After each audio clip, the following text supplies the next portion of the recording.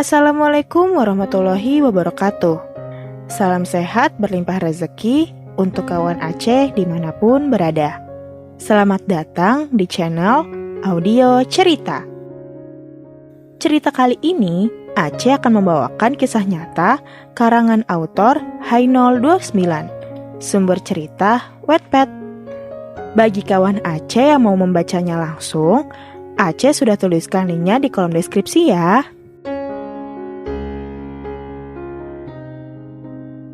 Dan jangan lupa follow juga akun autornya. Oke, mari kita masuk ke ceritanya.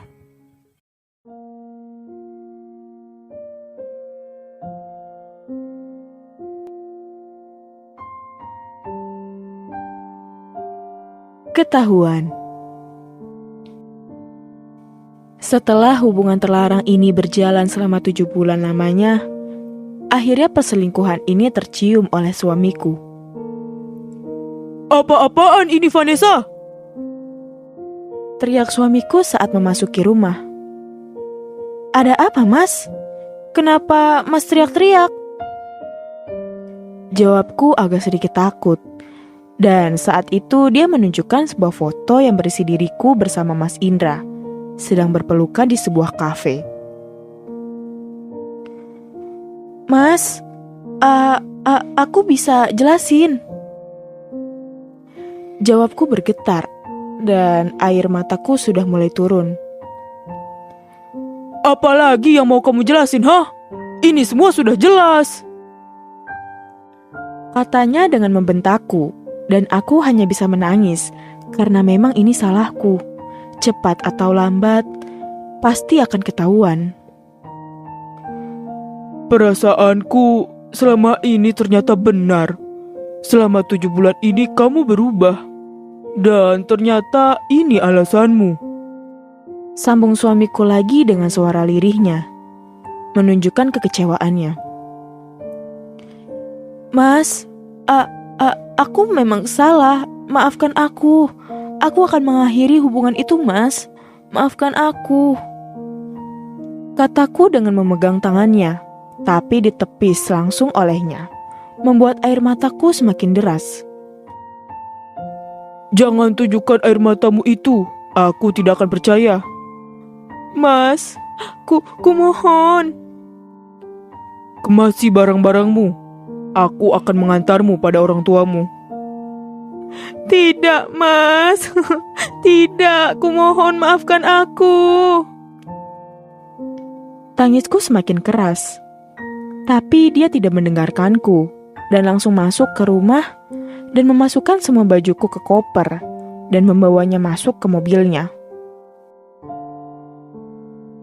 Mas, tidak. Aku gak mau pisah denganmu. Tanpa mendengar perkataanku, dia langsung menyeretku masuk ke mobilnya dan menjalankannya ke rumahku. Dia mengembalikanku pada orang tuaku. Awalnya orang tuaku kaget, kenapa tiba-tiba aku dipulangkan. Setelah dijelaskan oleh suamiku, mereka terlihat kecewa padaku. Aku semakin merasa bersalah. Setelah suamiku pulang, aku tetap duduk di tempat awalku. Aku masih menangis, dan orang tuaku melihat dengan kasihan dan kecewa. Kenapa kamu seperti itu, Nak? Tanya ibuku sambil memelukku. Aku membalasnya. Tentu saja, ini yang sedang aku butuhkan. Sebuah pelukan. Aku hilaf, Bu. Aku hanya tersesat. Aku menyesal. Harusnya kamu tidak melakukannya. Bukankah kamu tahu ini yang akan terjadi, bukan? Kata ayahku menimpali. Harusnya kamu tidak bermain api, sayang, agar tidak terbakar. Kata ibuku. Aku semakin menangis dengan keras mendengar perkataan mereka. Sudah, tenangkan dirimu dulu. Masuk ke kamar. Besok, kita akan bicarakan lagi. Kata ibuku dengan halus, dan aku langsung menurutinya. Aku masuk kamar dan langsung merebahkan badanku. Saat aku merutuki kesalahanku, tiba-tiba dia menelponku. Iya, Mas Indra menelponku. Mungkin dia sudah tahu.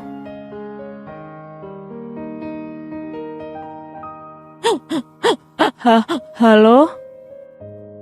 Kataku sambil sesegukan saat mengangkatnya. Sayang, kamu tidak apa-apa?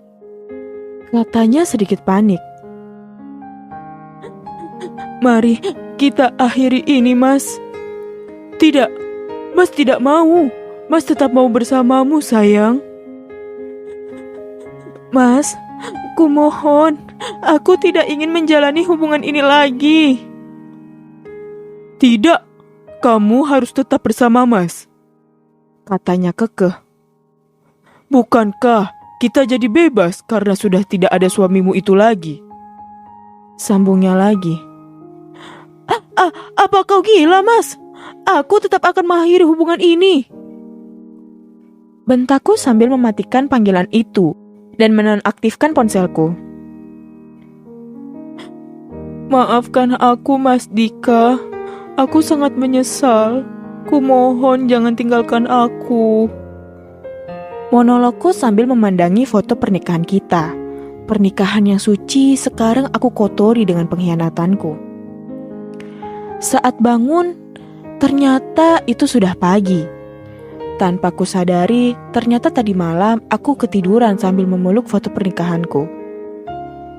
Sangat menyedihkan, kataku saat melihat penampilanku di cermin. Aku langsung ke kamar mandi untuk membersihkan diri. Setelah selesai, aku langsung keluar untuk sarapan. Suasana meja makan sangat hening dan dingin. Saat aku selesai makan dan ingin masuk ke kamar lagi, ayahku tiba-tiba memanggilku. Duduklah, Nisa. Perintah ayahku. Iya ya. Jawabku sambil menunduk. Kamu mau apakan dengan pernikahanmu?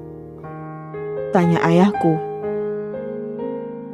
Nesa tidak tahu. Kataku sambil menahan tangis. Helaan nafas ayahku. Karena kamu sudah dikembalikan pada kami, jadi kamu menjadi tanggung jawab ayah dan ibumu lagi. Jadi ayah mau kamu tinggalkan selingkuhanmu itu. Ingat, dia juga sudah punya istri, Vanessa. Sambung ayahku. Iya ya, Nesa juga udah memutuskan hubungan itu. Baguslah, ayah tidak mau dengar kamu masih berhubungan dengan dia. Final ayahku dan langsung pergi meninggalkanku menangis. Shh, tenanglah sayang, semua akan baik-baik saja. Aku hanya semakin menangis mendengar itu. Jangan menangis lagi. Jika suamimu memang milikmu, pasti itu akan kembali padamu lagi, sayang. Yang lebih penting, sekarang kamu benahi diri kamu terlebih dahulu. Kata ibuku lagi. Aku hanya bisa mengangguk dan melenggang ke kamarku. Hari-hari berlalu dengan sangat lama. Aku merasa jika rintangan yang kujalani sangat menyakitkan. Tapi itu semua karenaku, karena kebodohanku. Dia, Mas Indra, masih saja mengganggu meminta aku kembali padanya. Dan yang lebih menyakitkan lagi, saat dia mengatakan ingin menikahiku, tapi dia tidak ingin meninggalkan istrinya. Flashback on. Saat ini aku sedang berada di luar untuk menjernihkan pikiranku yang berhari-hari dipenuhi dengan pikiran yang tidak-tidak. Tiba-tiba ada orang yang duduk di sampingku, dan itu Mas Indra. Apa kabar? Tanyanya padaku. Menurutmu, aku bagaimana? Bukankah kau sudah bisa melihatnya? Kataku dengan sewot. Jangan pikirkan dia lagi. Ingat, kamu masih memilikiku. Katanya sambil mengelus rambutku.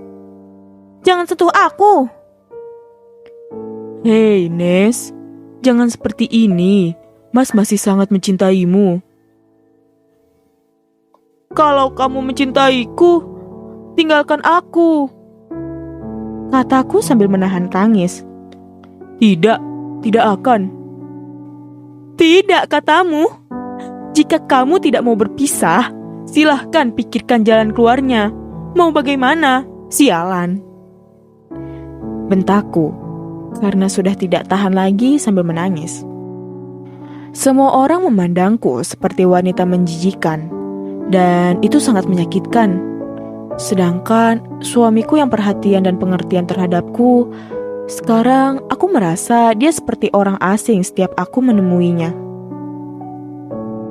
Aku akan menikahimu, kata dia dan memelukku. Apa? Kagetku dan melepaskan dia.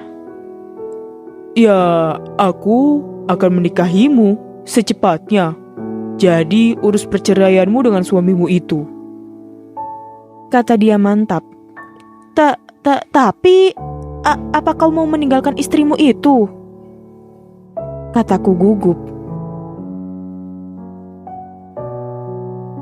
Aku akan menikahimu, dan aku juga tidak akan meninggalkan istriku. Apa kau gila? Jika kau mau menikahiku, kau harus menceraikan istrimu itu, brengsek. Makiku padanya. Tidak, aku tidak bisa meninggalkannya. Aku punya anak, kau tahu itu bukan? Tapi aku tetap bisa menikahimu, sambungnya lagi. Hah? Kau pikir aku mau? Dalam pikiranmu saja, sialan. Aku tidak akan pernah menikah denganmu, dasar brengsek. Kataku dengan penuh penekanan dan langsung meninggalkannya. Flashback off. Dan di hari berikutnya, Mas Indra menelponku dan mengatakan maaf jika dia berkata seperti kemarin. Maafkan Mas sayang, katanya. Maaf untuk apa? Tanyaku. Untuk semuanya, Mas tidak akan mengatakan seperti itu. Udah ya, jangan marah. Bagaimana kalau kita memulai dari awal lagi? Apa yang Mas maksud? Mas mau kita tetap berhubungan. Bukankah kamu masih menyukai Mas? Tapi ayah melarangku. Kita bisa menjalaninya diam-diam sayang. Aku janji tidak akan meninggalkanmu. Mas janji. Tapi percaya sama Mas, oke? Baiklah. Good girl. Itu baru wanitanya Mas. Ya sudah, besok bagaimana kalau kita ketemu? Kita bisa bicarakan lagi besok, oke? Sambungnya lagi. Baiklah. Oke, love you sayang. Love you too, Mas. Kataku dan langsung kumatikan telepon. Tidak bisa kupungkiri, memang aku masih memiliki perasaan dengannya. Ya, karena udah terlanjur basah. Ya sudah, aku semakin menyelam saja. Lagi pula, suamiku tidak memberi kepastian terhadapku. Biar aku pikirkan nanti saja konsekuensinya.